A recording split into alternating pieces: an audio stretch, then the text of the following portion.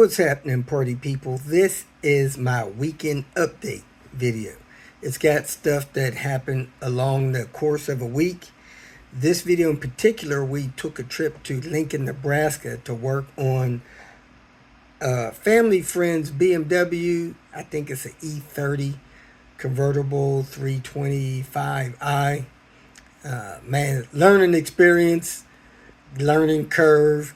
On the way there, we stopped in Ames, Iowa, and helped somebody with their V70R. Had some good footage there. A lot of, I think, decent footage of the BMW. It was cold and wet up there, so Mita was glad to get back.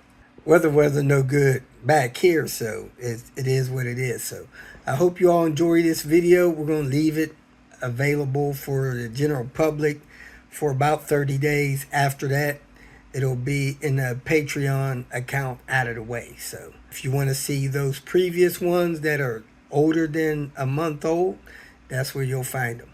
Appreciate your support. Hope you have a safe week before this holiday. And thanks for watching. We are here, Mita and I, and Elliot, with his Saffron V70R. This still has the all-wheel drive stuff working, right? Yep.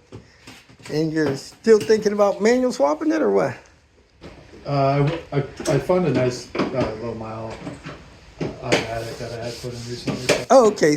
First up, we're going to hit this strut. You guys not going to believe this. Somehow when the strut went in, this passenger side didn't get tightened on the T-nut. So if you look under there, you can probably see the bolt up a little bit. Almost, yeah. See it up. When the car is sitting on the ground, you should be able to pull this stuff off with no problem. So I'm gonna knock this bolt loose, pull that bump stop off, then we'll see that T-nut, tighten it down and put it all back together. Shouldn't take no longer than 10 minutes. Take me longer to find the tools. Get up, right? Yeah. Oh, that nut actually went down when I turned that off. It spun this, so it tightened up. Tightened up by itself. Interesting. Decided to check the one on the driver's side, and it's loose too. So we're gonna tighten that one up as well. But the clamps that they... Somebody did the firewall junction bypass on this gym. Gotta watch those hoses. Make sure you don't get coolant leaks. We got both of the strut tops tightened, secure, ready to go race some Priuses. And we got the O2 sensor replaced and on. Getting ready to do the PCV system, but we got a sway bar end link bolt missing. So we're gonna tackle that real quick. You buy 96 inches of it for a wagon. There's that bolt missing. It wasn't even connected. I connected it, so we're gonna try to put a nut on there and tighten it. About to do the PCV system on here. We already got the intake tube loose, so man, that's almost half the battle. Let's get cracking. The moment of truth. Clogged or not clogged? Okay. That looks pretty good compared to most.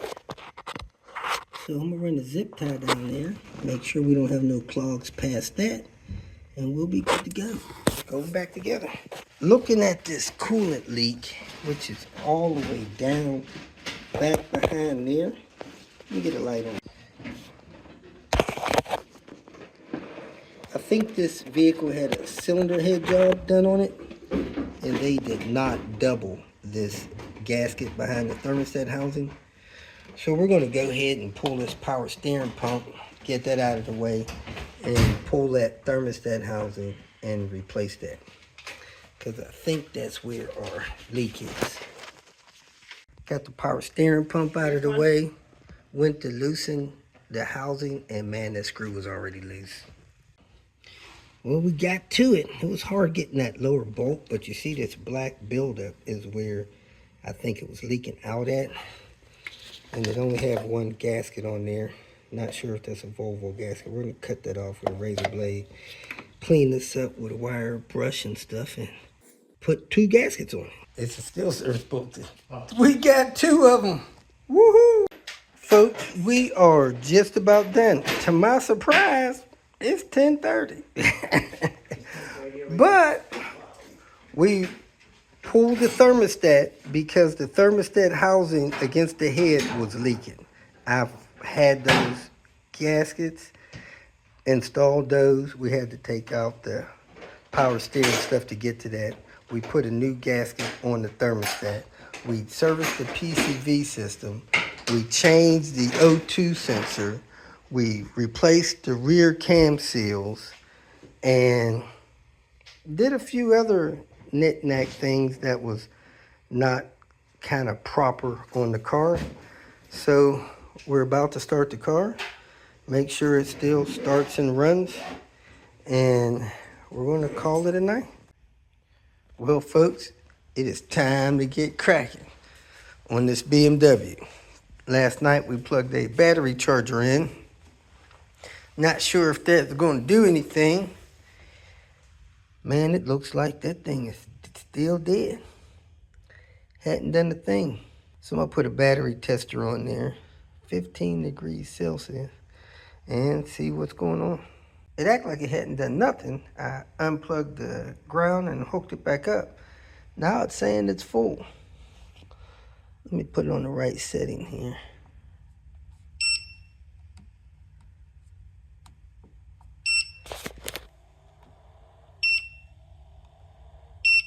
There we go. Up. Now it's saying it's whatever DF5 is, trying to charge it up to the full part, like it's 80%. We'll see if it cranks. I heard the car do something. Anyway, we're going to start out by getting it running, make sure the fluids are good, replace the spark plugs, get this thing to fire up, move it around a little bit, and we're going to drive it to a shop to do most of the work on it. Probably going to be a business hours thing. Let's crack open our box and see what we got. It says the battery's full, so I'm going to disconnect it, let it rest for 5 minutes, and then test it with my battery tester, seeing if it's any good. Well, that battery charger lied. It said this battery was full, and it has absolutely nothing. It's an old battery, probably due replacement anyway, going on 7 years. So we'll get this out of the way, test it out of the car, try to charge it out of the car, take it to auto parts store, see if they can charge it, and then replace it. Pulled the battery out of the car, set it on the ground, put the charger on it over here. 15-20 minutes later, it said it was full. I tested it with my battery tester. It was at 5.4 volts. So we're going to go to the auto parts store, let them put it on their good charger, leave it down there for an hour, check it, see if it gets any better. If not, we'll get a replacement. Drop the battery off to be charged. Next, we're going to check the tire pressure, air those up to 28. And then we're going to pull these spark plugs. And when the spark plugs come in, we're going to drop them in, prime the fuel system, and try to fire this thing up. Even though these tires did not look low, that one was 14.5. This one was 14. This one over here was 14.5. And that one was 16. Probably supposed to be at 28. I ran them up to 30. Not going to be a problem being at 30. But you know the owner is not into the ride when they have 3 different valve stem caps. So there was a couple of rodent traps in the corner there. And this one actually caught a scorpion. Look at that. Woohoo! Some kind of egg there, some other bugs. We need to put out some fresh ones. Make pest a thing of the past. Dropbugsfast.com. Question for you BMW guys. I came to this car. The glass was closed on top of the roof. I guess it started here. It was on top all the way back here. So I pushed it closed with the window so the window would tuck under there. Is this one of these glasses that drops down and comes back up when it closes? Or is there some kind of adjustment out of whack on this window? Boy, do we have some vehicles here. We got a Prius which is the ones I love to race. We have my Volvo 850 Turbo, and we have this E30 BMW. A family friend wanted me to come up and do everything I could to basically restore this vehicle mechanically and a little cosmetically to its glory. So it's been running rough. Last time I checked it, it's been parked here, I don't know, maybe 2 years. I came about a year ago and checked it out, and it was hard to start, and the fuel system probably needed to be flushed out. That was a year ago. The spark plugs looked horrible, so we're going to start out doing a stage 0 on this vehicle and taking good notes on what we'll do the second round.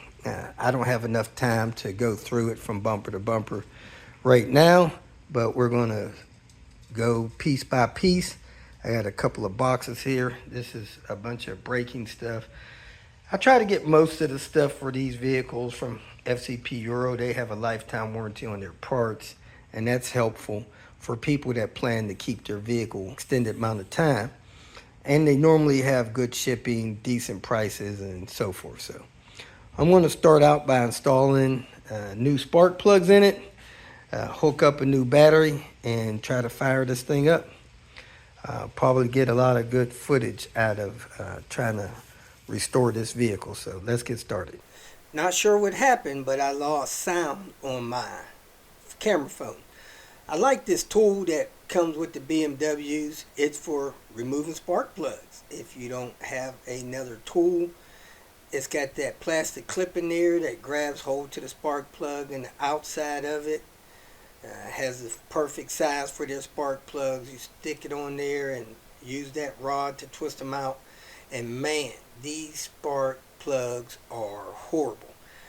They don't get no worse than this. Look at this one. The ceramic is broken off of the electrode in the middle. So these spark plugs definitely needed to be replaced. I'm not sure how that happened. There's sludge or something built up inside the little tip arm, and I got these new ones that I'm gonna put in there, and this is some of the information on the spark plugs that's in the owner's manual. So this car, you got to take these little tips off. Those don't fit in the wire set, so you take those off and put them in. We got a fresh new battery that we're installing, getting ready to start cranking this thing, see if we can get it started. Spark plugs are done, battery's in.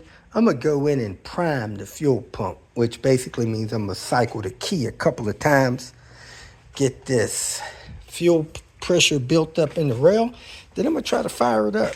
I don't know if this thing will crank without pushing the clutch in or not, but let's see. All right, keys in it. I'm in neutral, and that knob looked like it's got a light in it. That thing is so bright. Let me close the door.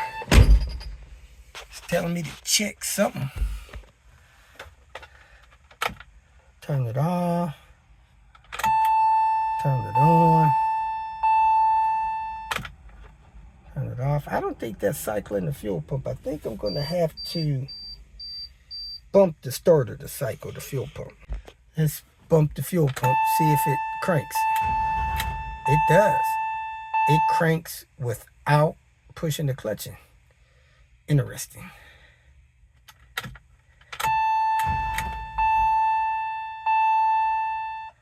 All right, I'm going to try to start it this time.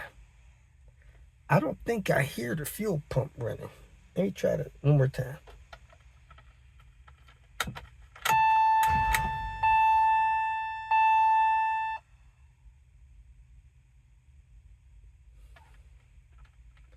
It doesn't try to crank anymore after that.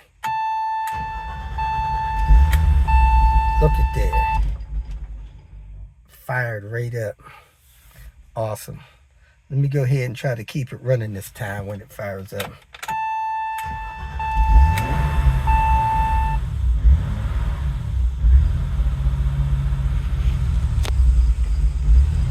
Kind of feels like it's misfiring a little bit.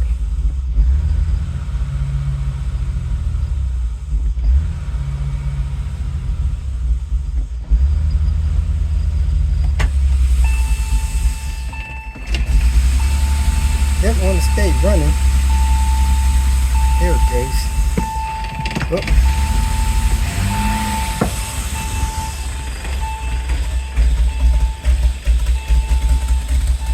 Man, I don't see no smoke coming out of there or see any evidence that it's been smoked.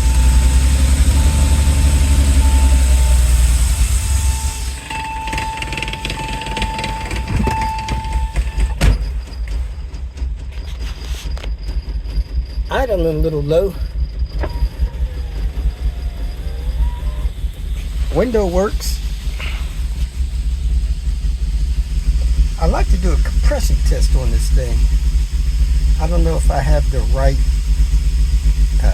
adapter to do the compression test, but I should, because I want to make sure the engine's in good shape before I go doing a bunch of work on it.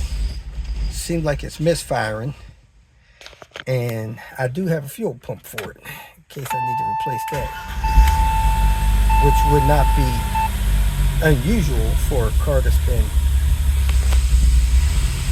you know, close to, what is it, 37 years old.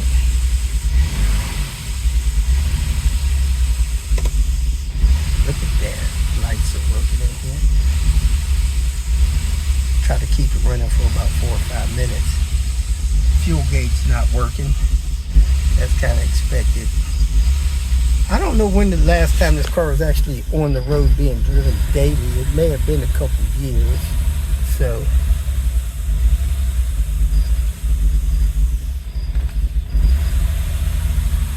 just gonna try to keep it running about 5 minutes or so.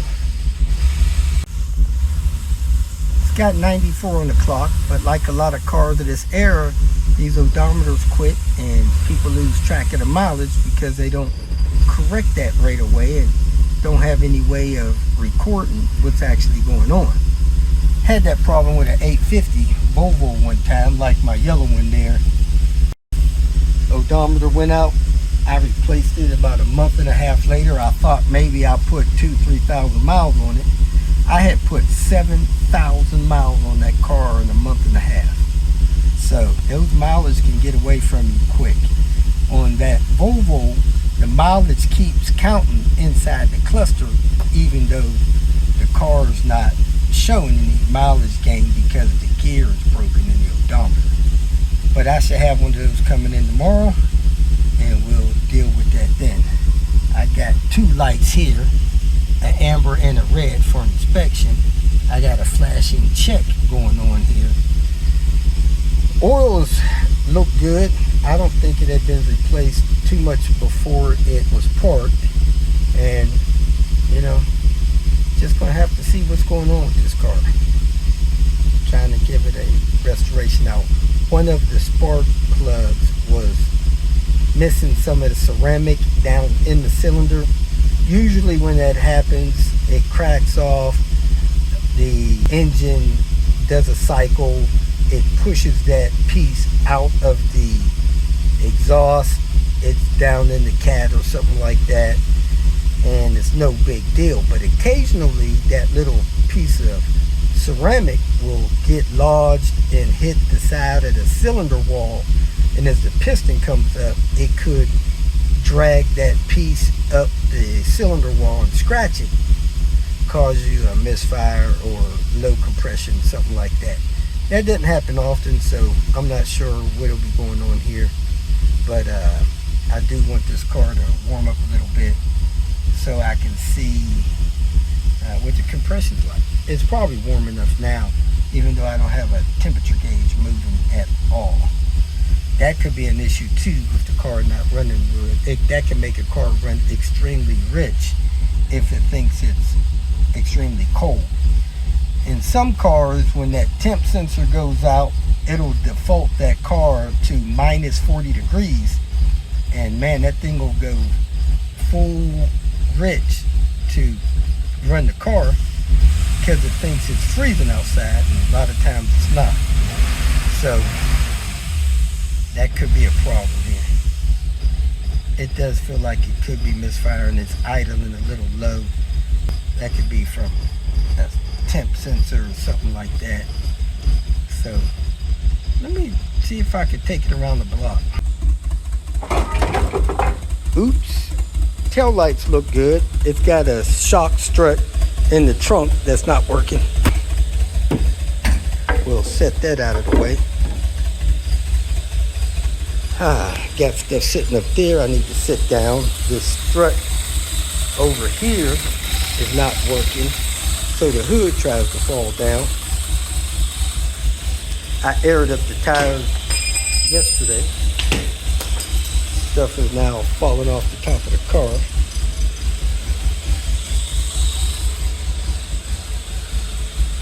I got no headlights. I think I have them pulled on. Looks like one of the parking lights are out. Let me go turn the flashers off. That's the easiest way to check the turn signals.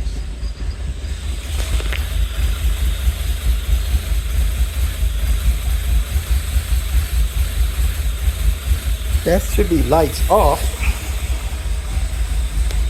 One pull should be parking lights.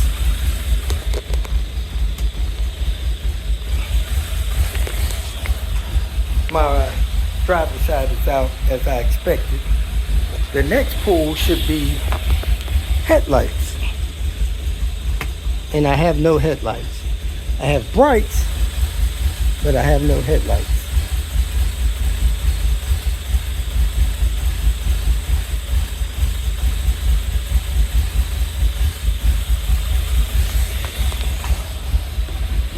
I can keep my brights on, but I can't keep my headlights on. Let me go ahead and close the hood and take this thing for a little drive. Getting a little bit of a temperature reading now, which is good. I got a check engine light. Got to figure out what that's all about. And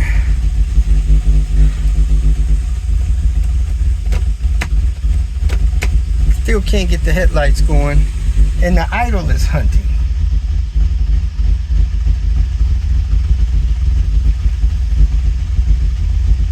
I had settled down a little bit, not hunting as bad as it was.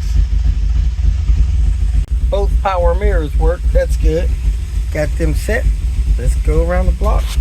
I believe I got it in reverse. Whoop, got it in first. All right, there's reverse. Got it in reverse now. Yeah, we are moving, folks. Okay, still no headlights. I'm going to look under the car, see if anything's leaking. Not running perfectly smooth, but pretty smooth. I must see if I have any kind of misfire or something like that. I'm going to do a compression test. I don't know how smooth this thing is supposed to run. I imagine smoother than it is. So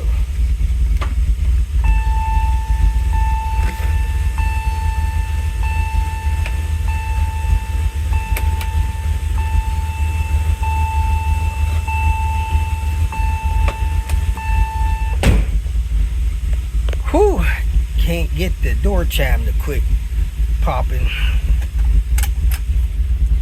Seatbelt had a hard time fastening, but it did come loose easy.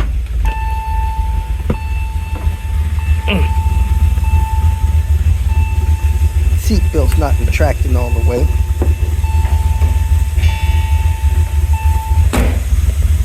You guys can hear the exhaust.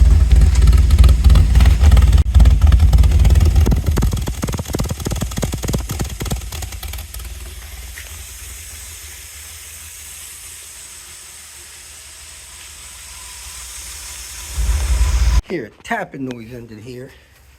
I'm assuming it's just the exhaust heating up, or the cat maybe. Yeah, it sounds like it's coming from the cat.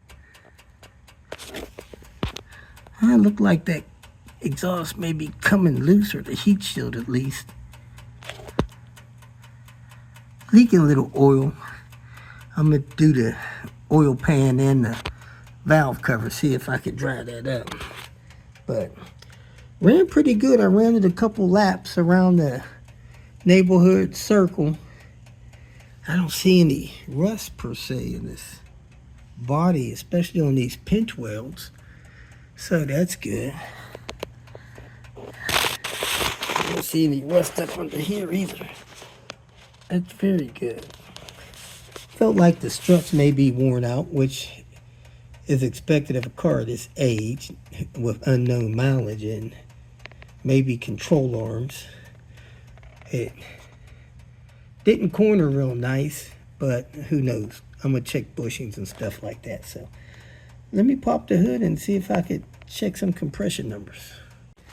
Here are the plugs after running about 30 minutes in a maybe 5-minute drive. Man, this number 6 don't even look like it's been fired compared to the rest. The rest of them have dark spot on them. And number 1 looks really dark. Like maybe that's missing. So I'm gonna try to disconnect fuel. I unplugged the coil and I'm gonna crank this thing and do a compression test. Time for me to shut it down, but I'm gonna check compression on 2 of these cylinders at least, maybe 3. Cause I got an appointment here with the family. I got the fuel injectors disconnected, maybe the fuel pump relay disconnected, and I got the coil disconnected. So you go watt and you crank it.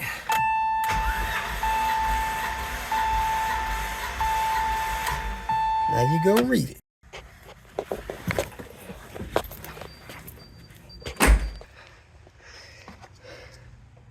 I got 157. That's good. The first 3, 157, 165, 162.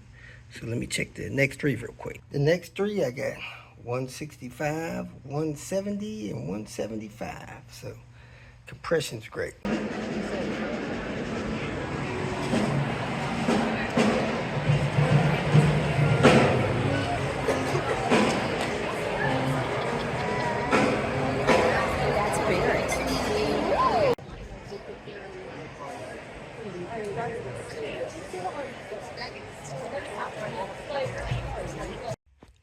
About to kick off the Tinker Day with this Beamer. We are going to start off by putting the spark plugs back in. Last night, the last thing I did before we kicked off our date night was do a compression test, which came out good. It seemed to get higher as I went back. Number 1 cylinder closer to the grill was 154. And the number 6 cylinder by the firewall, hey, it's still holding. Well, it's going down some. It was like 178. So you got a 15% swag. So I pulled that blue relay. I think it's the fuel pump relay. So I got to put that back in, screw these spark plugs back in, hook up this coil, and drive this car up to the shop. So let me get cranking on that. I used the tool that came with the car to pull the spark plugs out. Whatever I did with that, oh, here it is. Nice little tool to get the spark plugs out. This is a wheel hanger. Put that in the lug nut, hang the wheel. So let me get this put together so we can get up to the shop. I got a whole gang of parts here. They claim it was 63 parts I ordered to try to get this thing closer to stage 0. I believe I got everything back together. The plugs in as tight as I could get them with that tool. You don't want plugs loose because you could burn a piston like that if a plug's loose. So make sure they're tight, preferably torqued. I got a noticeable oil leak that surfaced after my short drive. So we're going to get down to the shop and start replacing the gaskets that we have. I plugged in all the fuel injectors. I prefer not to disconnect fuel injectors, but I didn't know what fuse or relay to pull to stop them from functioning, and I didn't want them to wash down my cylinders while I was doing the compression test. So I got all those plugged back in. Fuel pump relay in. This car should start and move, so we're going to load up all of our tools and parts, get down to the shop. I put the car tools back here. Let's see how much of these parts we can load in this trunk. We are now on the road, headed down to the shop, and man, the car is actually riding pretty good. It's idling well. I can see what's going on around me. And well, here it is, folks. I forget the name of this shop, but they use it to help people in need. 4 lifts. 1, 2, 3, I guess just 3. A lot of space for cars, office area, storage area, tools, wheel balancers, stuff like that. We got the car up on the left, and we definitely have a leak, I think, here on this sensor. It's wet up there, but I don't really see drops of oil up there per se. But this is dripping while we're sitting here. So I'm not sure what sensor that is, but we're going to probably pull that, see if it's cracked or something. It's dripped on the ground. Left a little puddle here pretty quick. And other than that, I don't know if we really have any leaks, because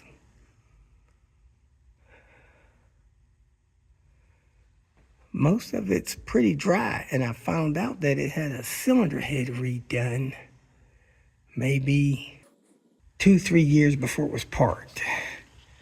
So probably didn't have a lot of miles on it. We got a lot of coolant residue up here, so I definitely want to deal with that. And this oil here could be oil that came off of here. So let me pull this sensor off and see what's going on there. I was prepared to replace the valve cover gasket and oil pan gasket, but man, really, if that's the main source of my leak and that thing is dripping, that could be spraying oil everywhere. I think I need to replace that first before I start replacing other stuff. That thing's leaking pretty good. Now, I do have some coolant leaks I need to deal with. So I gotta find the source of these coolant leaks, which seems to be way up there. Deal with that. And then try to figure out why this car is running rough. So let me grab the owner's manual and see if there's a way to check this thing for codes. When I start the car, there's a flashing check light in the instrument cluster. That tells me to check this panel up here to see what they think is wrong, or what the car thinks is wrong. I check the owner's manual, and this check light flashing while driving, it could be any of these systems having a malfunction. But when I push the button, it will illuminate only the thing that it's having a problem with. Now, right now, I don't have any headlights, so I'm going to see what's going on with that. Now, I also have inspection light on, but let me deal with these things one at a time.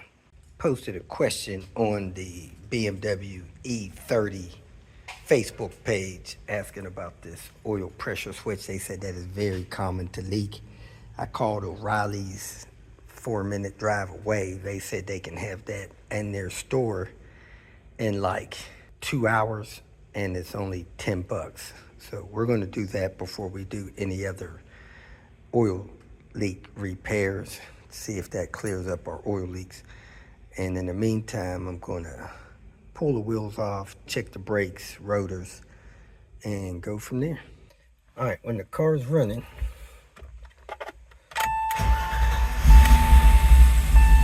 check light's flashing. Check that check light. Come up here, it says there's a brake light lit, washer fluid low, coolant low. Hold that in, let it go. You need to deal with these 3 things. I pull that headlight on, and it's not telling me the low beams are out, but the low beams are clearly out.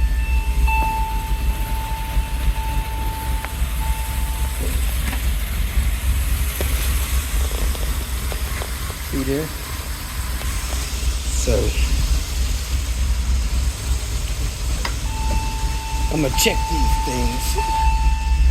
Coolant level, oil level, and parking brake, I guess that is. Brake light. The key is on the right side of the steering column, kind of high. All right, now push the brake. All right, it looks like all 3 brake lights work, so I don't know why it's complaining about that. All right, go ahead, cut it off. Checking on the multimeter, all my fuses are good. So I'm going to try to figure out which one of these relays is for the headlights, which I don't see a hella relay in here. I was going to swap a couple around. Let me see if I can find something in the owner's manual. This may be a diagnostics box here. Not sure how I would use that, or if the BMW has a special tool for that. But let's poke around a little bit, see what happens.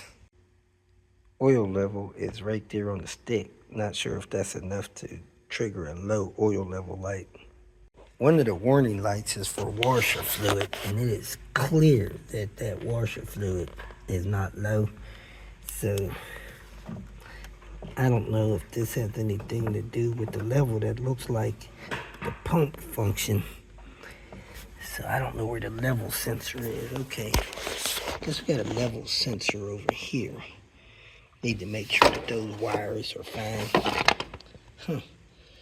I don't know what this is. Maybe the distributor cap. I'm glad that made it home. Made it with us. That could have been lost. Here's oil all the way up here. That could be a result from that oil pressure switch. They're just the wind blowing oil around. Could blow it anywhere. I'm going to try to find a place to wash this engine down.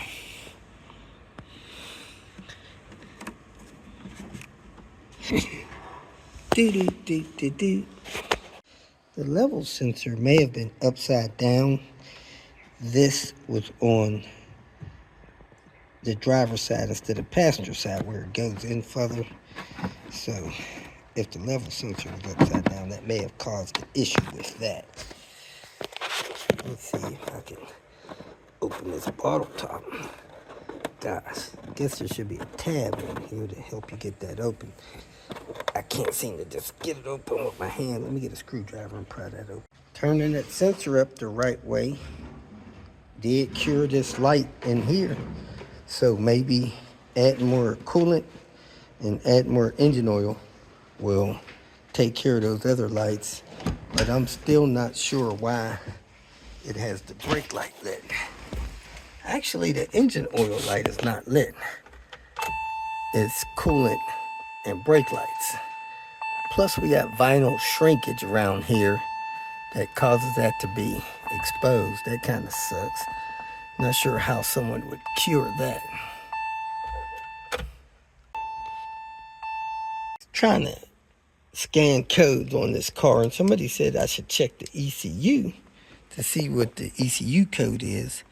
And the ECU is up in top of this glove box. I can see it through here. I'm not sure if this is broken or if there's a panel missing in the glove box here, but it looks like I got a little twist pin back there.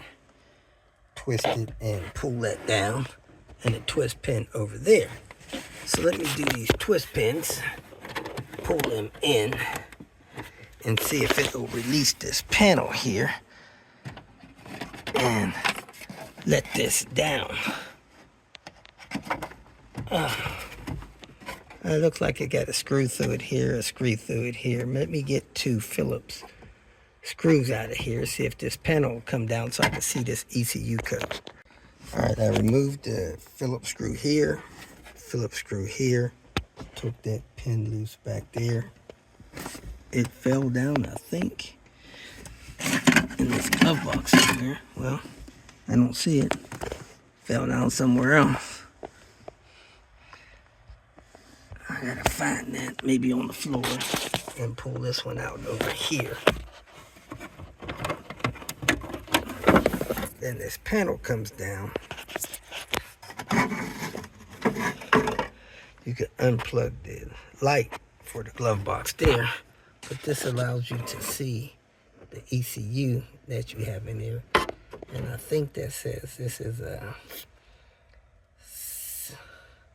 7.8. Well, actually, it's a 173 Bosch unit. So that's how you verify what ECU is in your car. All right, we're going to see if the check engine light is still lit with the car running.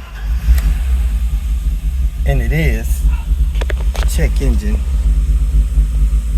So we're going to do what BMW people call a stomp test. You see the idle hunting up and down. Something's wrong there. That check is flashing. So you come up here, you hold down the check. I do it 3 seconds, let it go, and then you know you got a brake light problem, coolant level problem. The flashing light goes out. It does have oil service and inspections overdue. So we need to figure out why this check engine light is going on, and which is probably the cause of it hunting. So we're going to cut the car off, turn the car to run, but don't start it, and then hit your gas 5 times. 1, 2, 3, 4, 5. Do that within 10 seconds of turning the ignition on, and your check engine light should start flashing. That didn't happen, so we didn't do it quick enough. So we want to cut the car off, turn it back to run.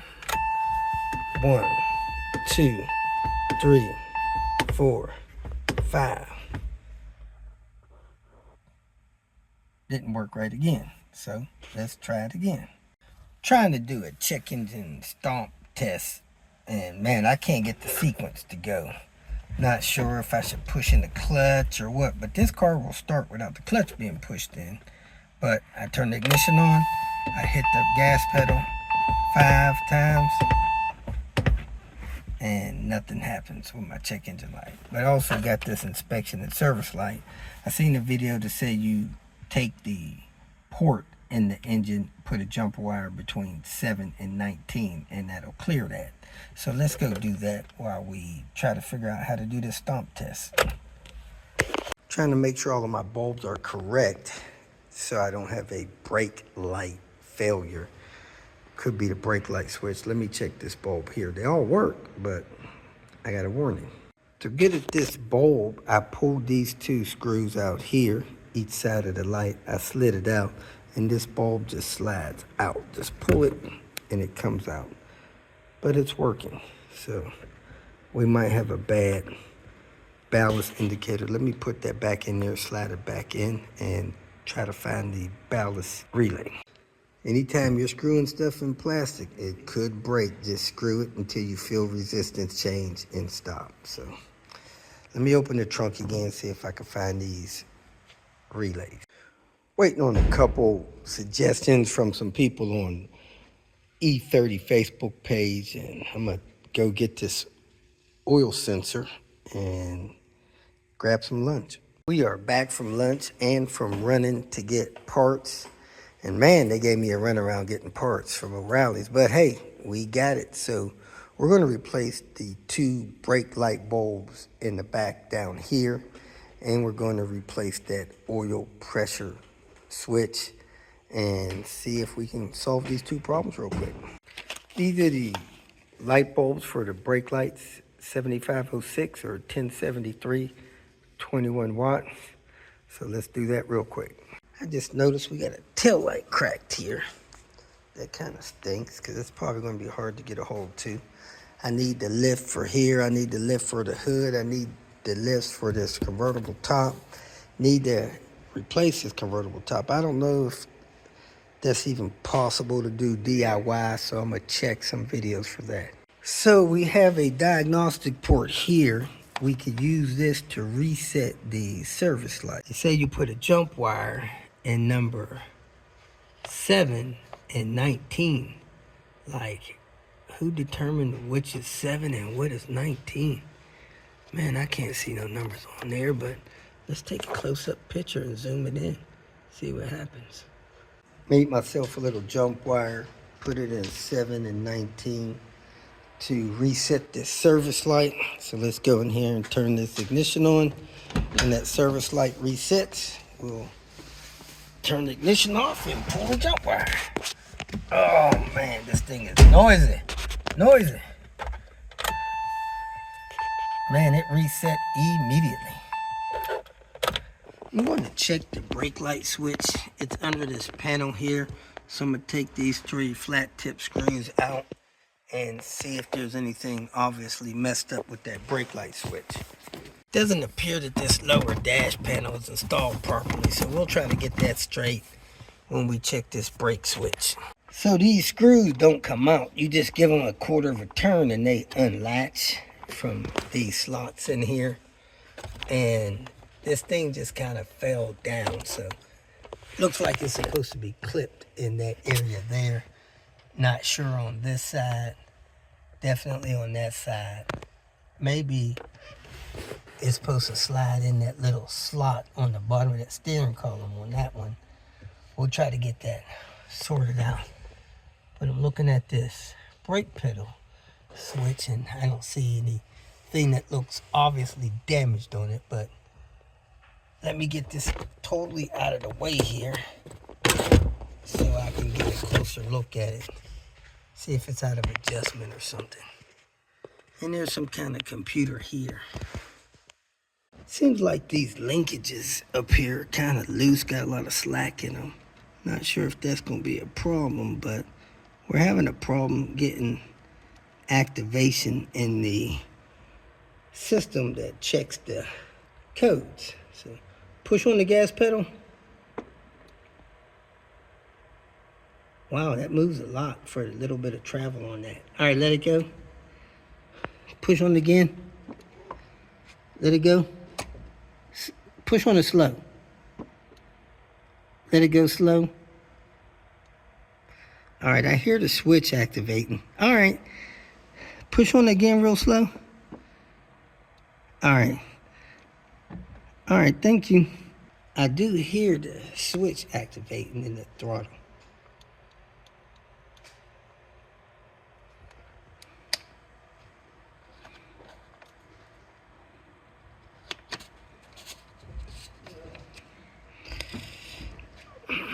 I need to clean all this coolant leakage stuff up. I don't want to take this intake planium off, but I may have to. Got a lot of leakage stuff here as well. I assume the hose is bad. So I'm going to take that little air guide off the bottom to see if it has a drain on this radiator. That hose there looks like the clamp is barely on. I wonder if somebody cut this hose off and moved the clamp on it. It's aftermarket looking clamps. Hose feels a little soft too, especially in this corner. Looks like the thermostat is in here. But this crustacean stuff makes you think it had a leak at one time or is leaking now. And there's oily looking stuff down there that could be old. None of it looks fresh. Leaking stuff right there. So you got coolant coming up through here. I wonder if this idle air valve is working.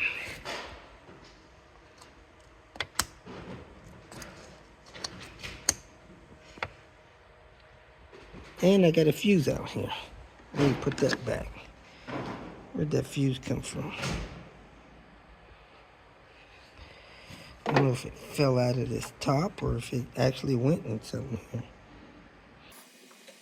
Maybe it fell out of the top. So 16 looks blank. 25 and 26 look blank. And 15, 16, 25, and 26 all look blank. Let me see what the owner's manual says about that.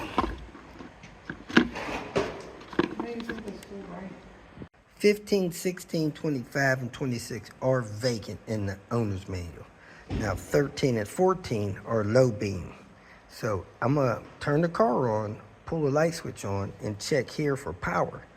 See if I'm getting power through the fuses to go to the headlights. If not, I may have a bad headlight switch.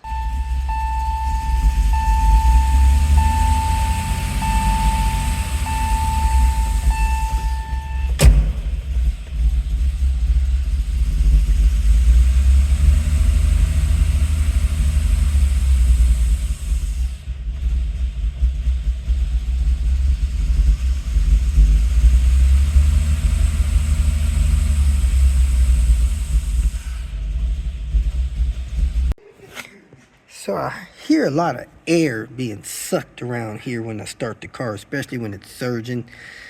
So I sprayed some starter fluid around this plenum and nothing happened. So I don't think this plenum has a hole in it, but I need to get at these coolant pipes and stuff like that.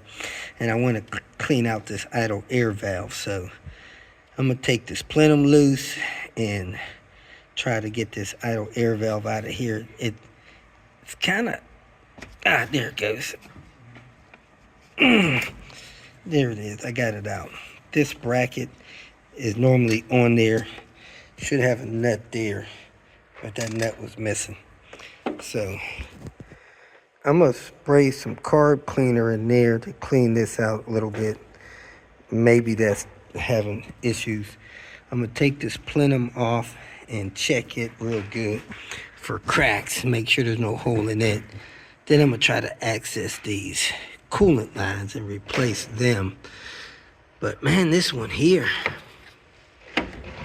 that has crud on it here, that thing looks like it goes down under the intake somewhere, so I probably had to pull this intake off. And this is not in here well, so that's could be a intake leak there. But anyway, let me try to figure out where this hose goes, and it seems to have coolant connected to it because I got a lot of crud on it, and go from there. But this car had a cylinder head job probably within 20,000 miles, so it doesn't make any sense for all of this stuff to be leaking like this. If you have an oil leak on one of these cars and it's leaking almost in the middle, a little bit to the passenger side, you see there in conjunction with the grill, it could be your oil pressure switch. Let me show you what I'm talking about. Come under the car behind your tire. Your oil pan drain bolts here. Right above that is your oil pressure switch. This one is leaking internally. It's coming out, man, leaking pretty good onto this plug and wire. This thing doesn't seem to have a lock release like most of these things does, but it's leaking down the wire, dripping so bad that air is blowing it around, and it's blowing everywhere. I don't think nothing else is leaking into here. So I'm gonna be proven right or wrong. I'm gonna change this. It takes a 24 millimeter, which is 15/16. You unscrew it, you screw it back up there. I would probably torque it to 20 foot-pounds and then clip this back in, and you should be good to go. Look, it's about to drop another drop right now. I'm the kind of guy that likes OEM parts, but this part doesn't come quickly. It was in stock at a local O'Reilly's. This is the part number for it. This is what it looks like. Comes with a crush washer on it. Fits in the socket. You need a deep socket to do it. So I'm going to unscrew it, screw this one in. Stuff that takes less than 30 minutes to replace, I have no problem with you using aftermarket parts. If you want to get one that may last longer, get an OEM BMW one. May last 15 years. This one may last 5 or 10. I don't know. We'll see. Checking pads and rotors while I meditate on some other things. I know these struts need to be replaced because every bump feels like you're hitting a pothole. Every little crack in the road. Look like your ABS wire are losing the coating off of those. Not a big deal, but just something to know. Let's look at this bump stop. Bump stops deteriorated and destroyed off of the strut, so probably order some new struts. The brake pads look good. The brakes feel okay. The brake hoses are starting to get cracks in them, so we'll probably replace these brake hoses. Control arms seem pretty tight. Is that boot torn? It's hard to see. Let me get a screwdriver, see if that boot is torn there. So, look back in there. The boot is torn open to this control arm bushing there. So that probably won't last much longer once the boots tear. These control arms, I don't know if they come with this part or not. Probably. I don't see a nut in the back of there. And these are starting to crack. Do, do, do, do, do, do, do, do. Cracks in those bushings. Let me get a big screwdriver and show you.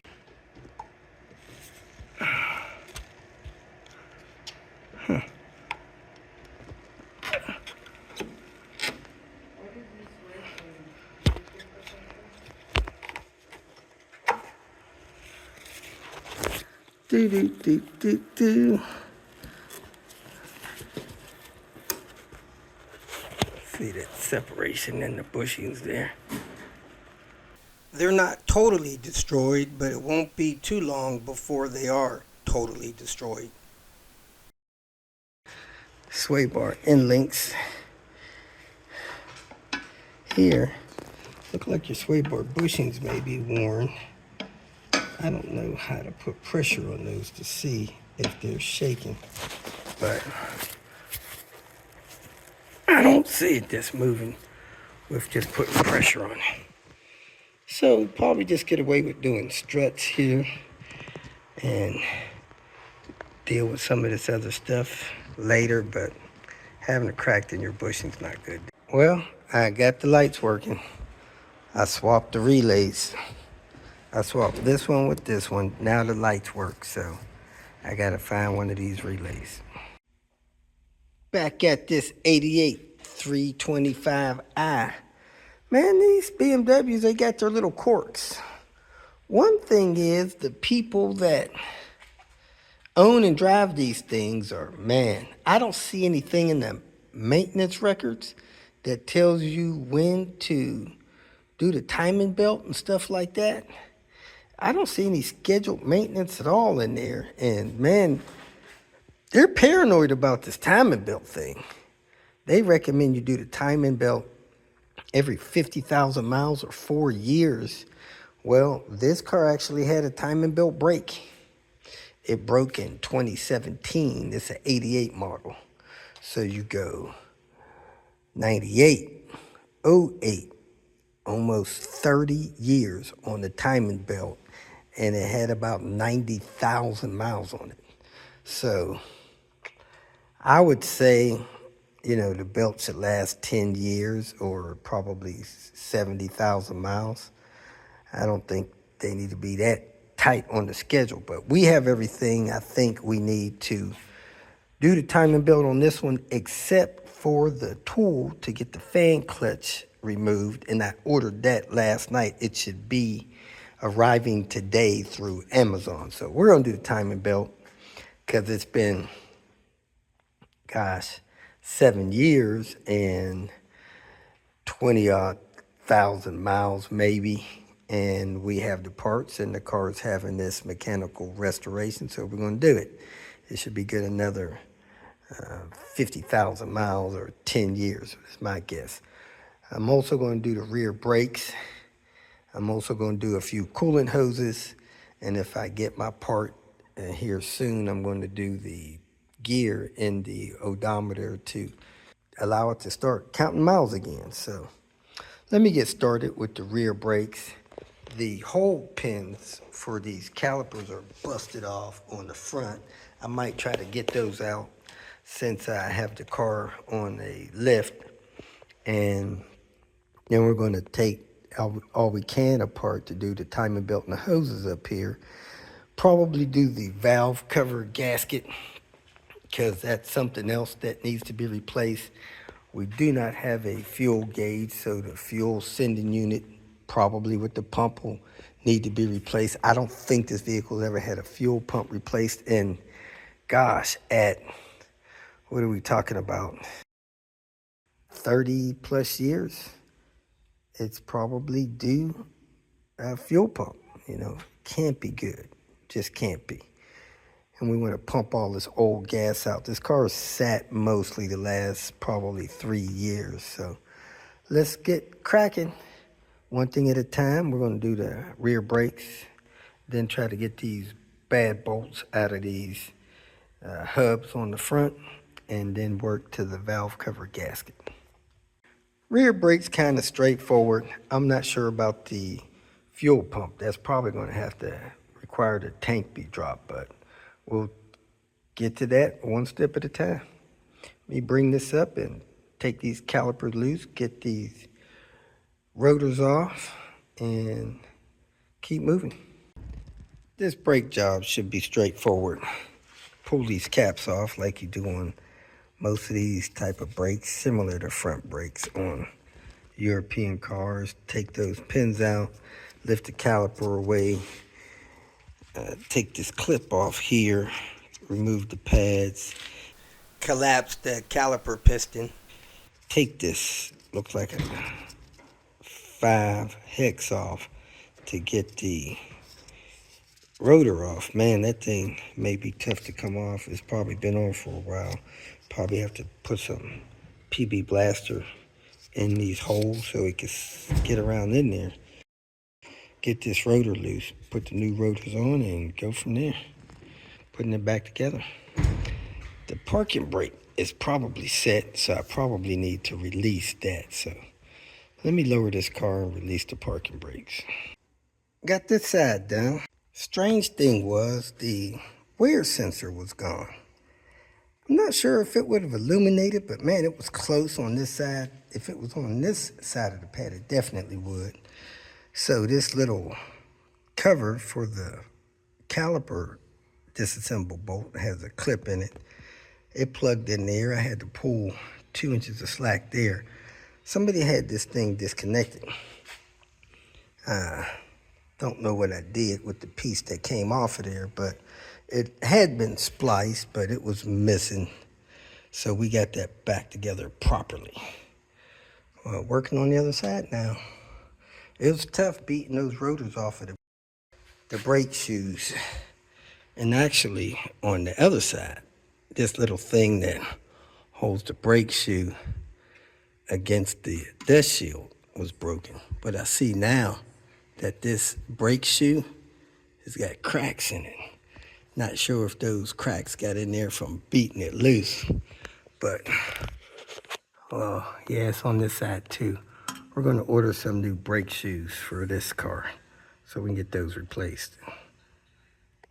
Never seen cracks in them. I've seen the ones on the Volvos just fall right off of the shoe backing. Keep the list going. So a lot of times these wheels build up corrosion, and sometimes they get stuck on rotors. One of the most dangerous things I've ever seen somebody do was a guy actually had a BMW.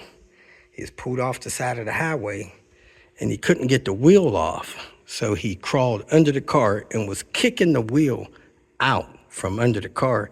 Still couldn't get it off. I pulled over and asked him if he wanted to die today. And he said he just was trying to get this wheel off, but he had a little puny jack, barely balancing, kicking the wheel off. So a lot of times I'll grind this rust off with a wire wheel, then I'll put a thin layer of grease there to try to prevent the wheels from sticking to the rotors and having a hard time coming off when you need to change the tire. So this is what was left of the sensor. You can see somebody had a connector on there. I don't know what they were doing with it, but it was broke off, and now it has a good one. We got the rear brakes done, put the wheels on. Next thing we're going to do is prepare to do a timing belt job. A lot of people do the water pump when they do the timing belt. I don't know how necessary that is. If your water pump is over 10 years old, probably a good idea. If you got more than 200,000 miles on your water pump, that's a good idea. I'm not sure how old this one is because this car has had a cylinder head job done after the timing belt broke 7 years ago, but I'm not sure what all they did. But I got coolant hoses to replace because there's some coolant leaks. Like you can see air coolant on there. There's several other places. So you pull this air guide off of the bottom of the car. Has a 10mm nut there, 3 10mm screws across there, a 10mm nut here, and then you just kind of worked it out of these guides. That's on both sides. Now the radiator has a drain there. Not sure if all radiators do. This one do. So I'm gonna unscrew that, catch the coolant in a clean pan. We'll probably recycle it. I don't know how old the coolant is, but I may replace it, recycle. Anyway, looks like a 12mm nut or a large flat tip screw. Actually started dripping down real slow. It's coming down. I lowered the car down. Then I cracked this and it started squirting over my drip pan. So I get these pads from Oil Eater. They're real good with absorbing coolant. The dark ones and the light ones absorb oil. So I put those down to help me out. Draining the coolant out of the system because I think you pretty much have to remove this radiator to get to the timing belt stuff. So I'm gonna disconnect this hose, the hose on the bottom. I'm gonna pull the pins out of this little fan shroud. You got a push pin there. You can use a trim puller to poke that out of there. And then undo the hose on the bottom, pull the hoses out of the way. And I think I could pull this bolt here, they're either 10s or 12s, lift this bracket off. Then I think this radiator will pull out of the car. A lot of guys just remove the hood. To remove the hood, I guess you would take those 2 bolts loose there, loosen that bolt there, do the same thing on the other side, and take that loose there, that lift support. Undo the hose that goes to the squirters. Of course, that will undo this ground hose and lift this hood up and out of the way so you have a wide open space. I'm not going to do that. That's my decision for now, and we'll see how that works out for me.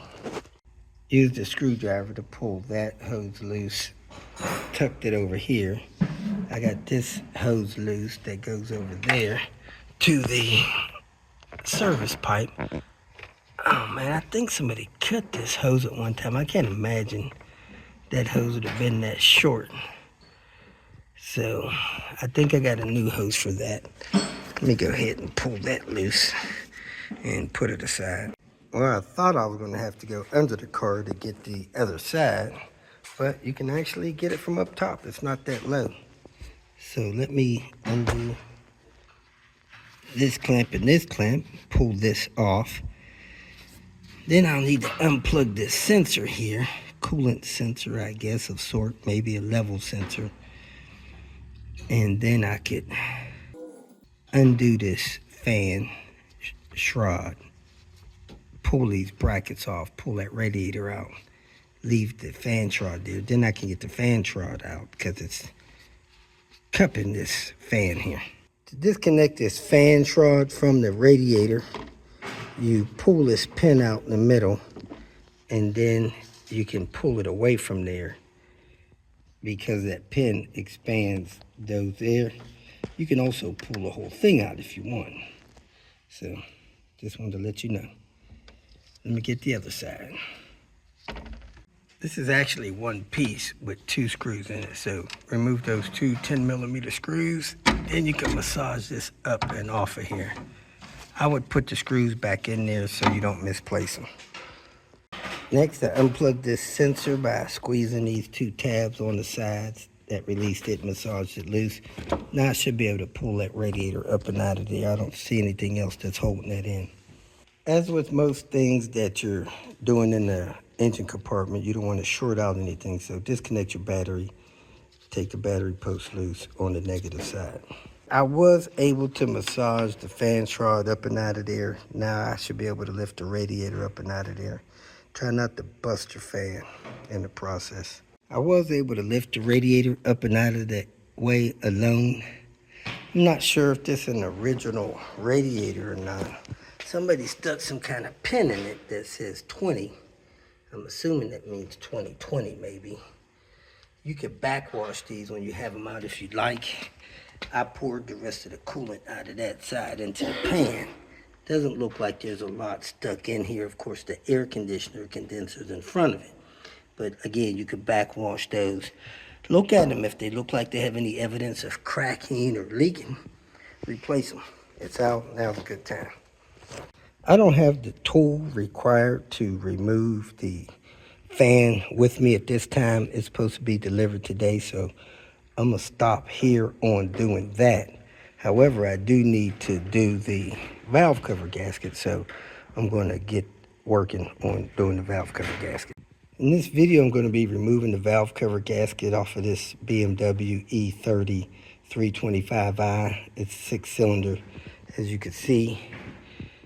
First thing I'd recommend you do, make sure you got all the tools and the parts you need to get this job done.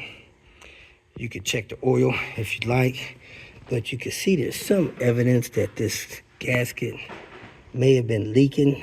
A little bit of spillage down there near the spark plug holes.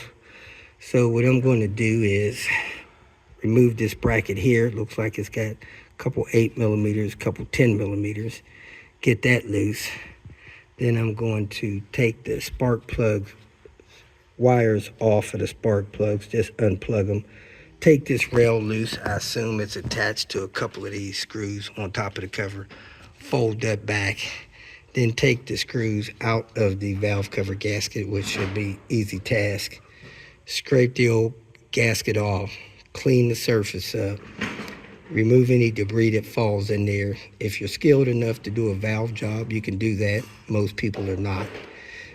And then clean off the valve cover best you can. It's a good time to put in the parts washer and wash it up real good. Put the new gasket in place and bolt it down. So let's go get our valve cover gasket. Make sure it matches the shape and size of this and move forward. Took the 2 screws out of here. Man, I don't even know where I put them. I gotta find those 2 screws. Took 2 screws out of here, took that bracket off. Brackets here, screws should be close. Took the screws off around there, took this hose off, pushed it out of the way, and man, this cover is loose. And it doesn't look like it was on here long, which I don't think it had been. It looked like it's got a Felpro gasket on there. But it shouldn't have been leaking, not at all. So we're gonna get that off, put another one on there, maybe torque it down properly, and maybe that was the problem, and move on to the next job. And there you have it.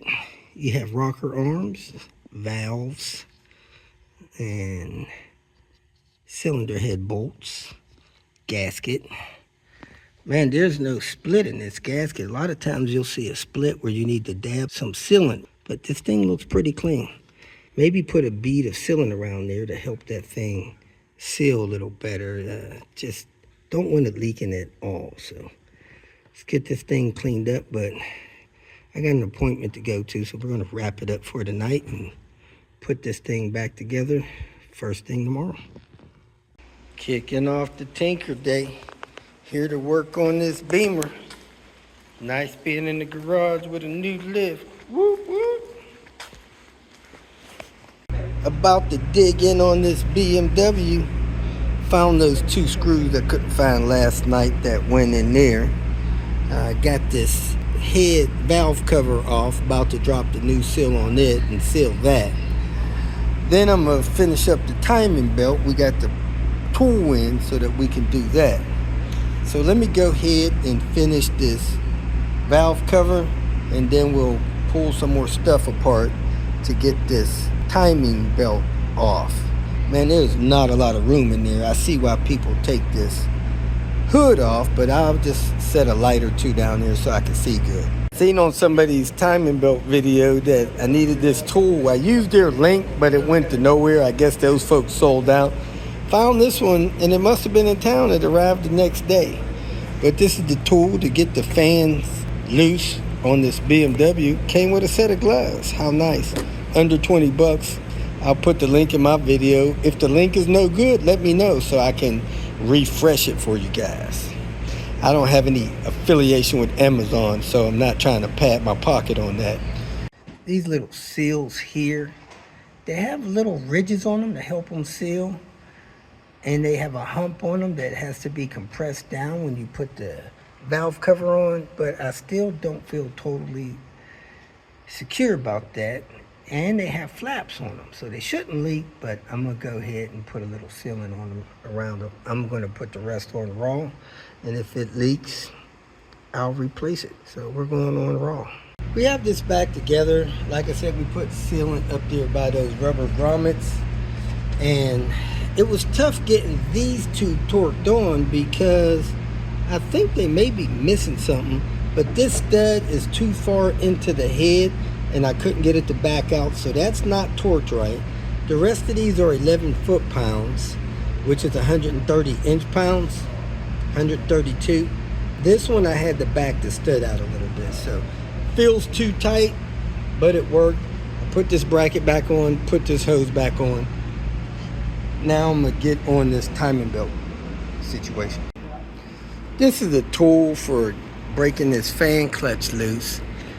If you don't have the holding tool, which you could take a couple of screws out of there and put that holding tool on, you could come down here and put a 22 millimeter on the crank bolt. So that's what I did. I held the crank, I put this up there and turned it clockwise, which is opposite of loosen. It broke loose real easy, so do it that way. Next, I'm gonna take the hose from around the distributor cap. It comes off here and around on the other side. Taking the distributor cap off, I got 8 millimeter there, 8 millimeter down on the side, and I'm gonna see if I got one on the bottom. I know I got those two. Went to pull the distributor cap off, but this pipe is in the way, so I'm gonna unbolt this pipe. I think it's got 3 10 millimeters on it. Let me check that out. Have to take this crossover pipe off. It had a 10 millimeter going that way and a 10 millimeter going this way. This blocks the distributor cap from coming off. Now that that coolant pipe's out of the way, you take those 3 wires out of your distributor cap and it comes right off. You don't have to disconnect your wires unless you're going to replace that thing. But yeah, now that's out of the way. Now you need to take these fan belts off. This belt is most forward. You got to take whatever's holding tension onto that. Actually, looks like the power steering is over there. Take that belt off. Then the AC belt. Then the alternator belt. There's some kind of dust cap ring in here that's held on by the rotor, so you'll have to take that rotor off too. But let me get these fan belts off before I do that. The first one coming off looks to be the power steering pump. It's got a securing bolt there, 13 millimeter. Take that loose.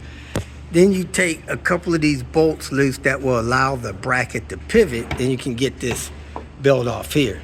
The next belt's going to be this, looks like the AC compressor. You take the bracket bolts loose here, looks like it comes back here, and see if you got another pivot bolt to take loose so you can loosen that belt.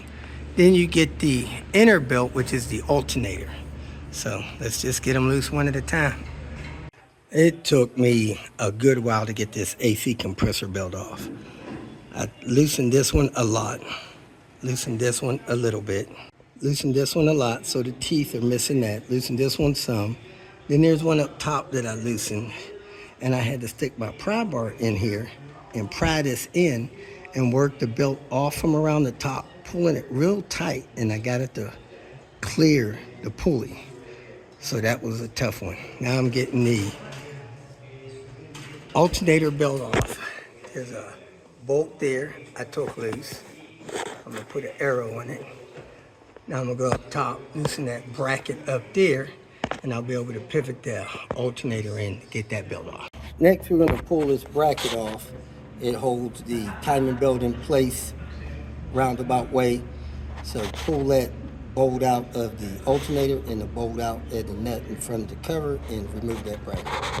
13 and 19. pulled that bracket and spun it out of the way. I took the rotor off. Be careful you seat those 3mm screws very good before you break them loose. If you strip one, you could be in trouble. So I got those off. I'm gonna unclip the plastic cover, and then we'll unplug this sensor, and then we'll take a bolt out of this cover. 13mm there, 10mm over there, and take off this top cover. So let's try to pull this plastic cover off first. So this cover thing here, it was tucked in back here. I pulled this part up, pushed it to the side, maneuvered it out of there. That's out.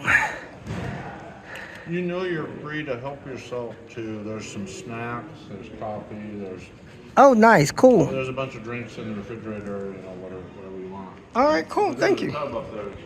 So I went to take this off. I thought it unplugged, but I don't see any plugs. But the cover has two clips in there, and that slides up and lets you unhook it from those clips. Then I pulled the 10 out here, the 13 out here, and the cover come off. Here's the timing belt. I gotta check for the mark, see if it's got marked there. And then I gotta check the sprocket and see where the mark is, so I can line that up. That may be the mark there. I'm gonna look around and double check. Line that mark up with that mark, and timing will be set supposedly top dead center. At least it's timing marks, that's what I'm more concerned with. Next, we're going to try to figure out where this other wire is going to, so we can unplug it, get it out of the way. I don't see where it comes up here nowhere, so I'm gonna get it loose from down the bottom. This one had a 6mm Allen bolt into the crank sensor. So let me go under it, see what's going on there, make sure these timing marks are set. I'm gonna remove the pulley from here. There's 6 13mm nuts in there that need to be broke loose from the crank. One of these wires through this harness goes to the crank sensor. I undid that. The other wire to this harness goes over here to this oil pressure switch, which I do not think will feed through there. It might. You can give it a try, but what I think I'm going to do, since it doesn't loop through the belt, I'm going to leave it and work the belt around it. So next we're going to pull off these pulleys. I had 6 13mm in there. Unfortunately, I neutral dropped my tool to pop that loose, and I got all 6 of them loose, pulled the pulley off, and then pulled the crank pulley off. I set them there. So next we're going to align the timing and take this little cover off here. Looks like a 10mm here. We'll get that off. Now there's some kind of guide pin. I'm not sure what it's used for yet, but I'm pretty sure it gets screwed into that hole there. Let me check a couple of videos and see. So let me take this cover off and work on aligning my timing. Pin there, that's the mark. So we got to go around clockwise usually until that line is lined up to that notch. So let's go ahead and roll this engine around. So I have the crank on the mark there, that notch in that line. So there should be a timing mark on this sprocket lined up with a line there, if the timing is set. So let me take a picture of that and see if my timing is set right. Yeah. Okay, so when you get this belt and stuff off, we took that tensioner off, and the tensioner seemed original. Oh, jeez. That water pump's leaking. That sucks. Wouldn't you agree? Well, it's a good time to find out. See this stuff coming off of it, front of it? That's your indication that it's leaking. It's like kind of got a weep hole in it. Wouldn't you agree this water pump is probably leaking? Here it is here. With that Oh, yeah. buildup and stuff on it. Big time. Yeah. Big time. Yeah, it's very dried, all this dried residue. Yeah. Yeah.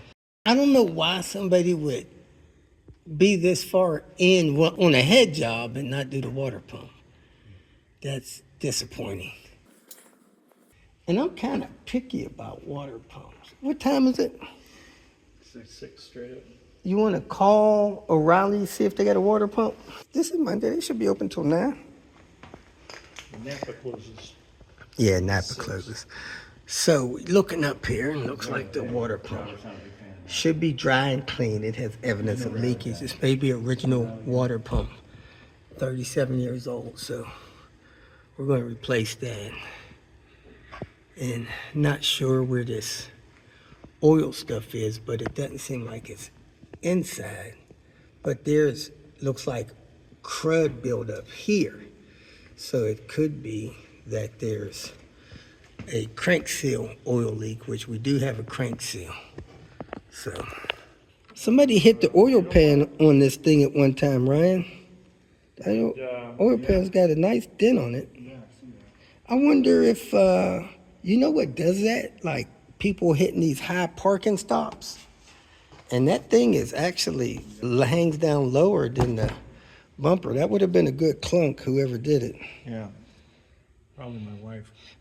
She clunks them. She goes in till it She stops. tore up the whole front of her Camry and repeatedly going over those curbs. Uh-huh. And they've got, a lot of them are staked down in a parking lot with a big steel pipe. Oh, yeah. The top of the pipe is all mashed and sharp and ragged. If you put this on Uh-huh. and then took a belt, appropriately sized belt, and wrapped it around and managed to capture it on another pulley that's not going to let the whole belt go. Mm-hmm. You know what I'm saying? We are tapping out. We need a water pump and a few other things. We put the engine parts in there that's been dismantled. We got all the other new parts here. Owner's manual stuff there. Key in the ignition there. Radiator and engine panel there. And I'm gonna take these used parts and jam them right there. It's trash. And we're out. If you made it this far, I trust that you found some information that was either useful or entertaining, so go ahead and hit the like button. And if you would like notification of future videos that I post, please subscribe to the channel. I appreciate your support. You can follow me on other social media apps by looking for @RobertDIY. Some form of that should bring up the other channels that I have on places like Twitter, Facebook, Instagram, and so forth. If for some reason you need some more personal help, go to my website at robertdiy.com and use the phone number that I have posted there to send me a text message, or you can email me. If you have questions or comments, please make a comment below. And if you'd like to make some kind of financial contribution to what I got going on here, go to my channel and hit the more link at the end of the introduction statement, and it'll show you different ways that you can support me financially. Again, thanks for watching. I hope you have a great day.